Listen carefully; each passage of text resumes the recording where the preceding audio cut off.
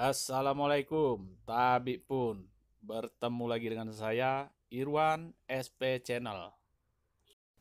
Kali ini kita membahas kopi Robusta dan kopi Arabica, di mana 70% dari konsumsi kopi di dunia adalah dari kopi Arabica.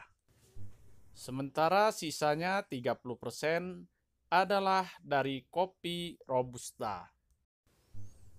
Kopi Robusta banyak dihasilkan oleh negara Vietnam dan negara kita Indonesia. Sementara kopi Arabica banyak dihasilkan oleh negara Brazil dan Kolombia. Nah, apa yang menjadi perbedaan antara kedua jenis kopi ini? Kopi adalah tanaman tropis, yaitu tanaman yang akan tumbuh dengan baik pada iklim tropis seperti di Indonesia ini. Kopi Robusta sangat baik tumbuh di dataran dengan ketinggian 400 hingga 900 meter di atas permukaan laut. Sedangkan kopi Arabica akan sangat baik tumbuh di dataran tinggi di atas 1000 meter di atas permukaan laut. Sedangkan perkebunan kopi di Indonesia kebanyakan di daerah dengan ketinggian di bawah 1000 meter di atas permukaan laut. Oleh sebab itu, maka di Indonesia banyak terdapat kopi Robusta dibandingkan kopi Arabica. Dari segi rasa, kopi Arabica dan kopi Robusta sama-sama memiliki kelebihan. Kopi Arabica memiliki kelebihan dengan aroma buahnya yang kuat. Kopi Arabica memiliki tingkat keasaman yang tinggi dan juga memiliki kadar gula yang tinggi. Kopi Robusta mengandung kafein 2 kali lebih tinggi daripada kopi Arabica. Kopi Robusta juga mengandung asam klorgenik yang tinggi. Dengan demikian, kopi Robusta lebih banyak manfaatnya bagi kesehatan. Dari segi produktivitas, kopi Arabica memiliki produktivitas yang lebih rendah dibandingkan kopi Robusta, di mana kopi Arabica setiap hektar di Indonesia hanya mampu menghasilkan 0,5 hingga 1,5 ton per hektar. Bandingkan dengan kopi Robusta yang mampu menghasilkan hingga 3 ton lebih per hektar. Dengan demikian, secara pendapatan, kopi Robusta per hektar lebih banyak menghasilkan daripada kopi Arabica. Dari segi ketahanan terhadap penyakit, kopi Robusta sangat tahan terhadap berbagai penyakit dibandingkan dengan jenis-jenis kopi lainnya, seperti dengan jenis Arabica ini.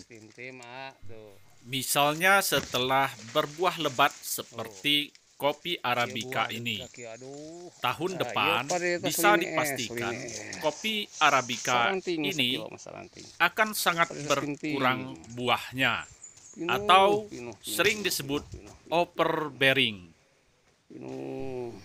Gejala overbearing jarang sekali ditemukan pada kopi Robusta.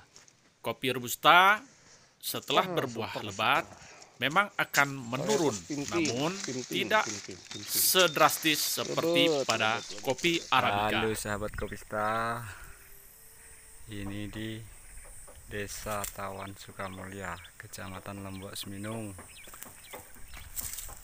Bunga terakhir sepertinya. Pada kebun kopi ini misalnya terletak di pinggir Danau Ranau Kabupaten Lampung Barat. Pada panen tahun ini menghasilkan 3,5 ton green bean per hektarnya. Dan kini sudah terlihat penampakan akan buah pada musim yang akan datang.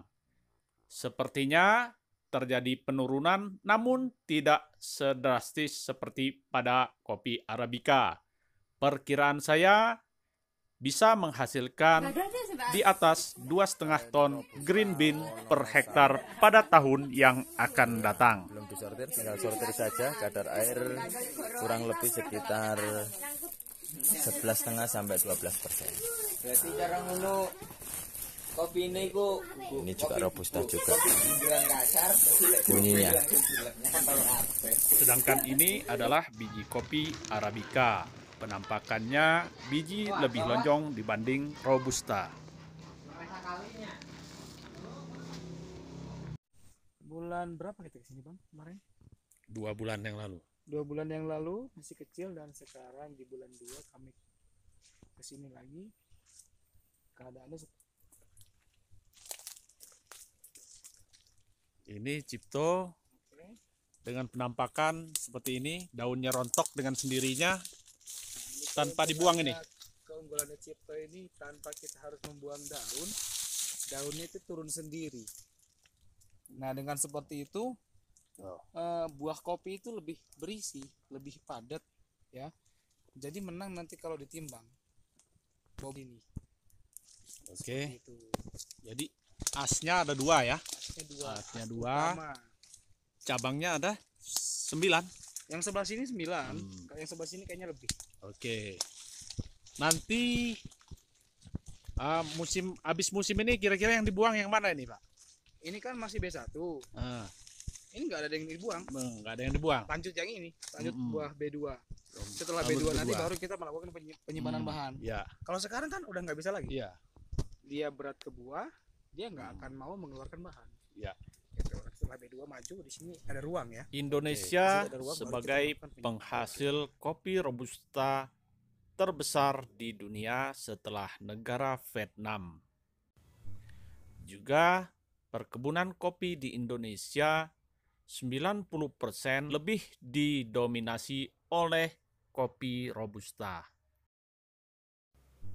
Kopi robusta walaupun hanya memiliki pangsa pasar 30% dari kebutuhan dunia, namun kopi robusta bukanlah kopi nomor 2. Kopi robusta mempunyai kelebihan dari segi rasa dan juga dari segi budidaya. Bahkan berdasarkan beberapa penelitian, kopi robusta ternyata lebih bermanfaat secara kesehatan 1, 2, dibandingkan 3, dengan 4, kopi 5, 6, Arabica. 7, 8, 9. 1, 2, 3, 4, 5, 6, 7, 8, 9, 10, 11.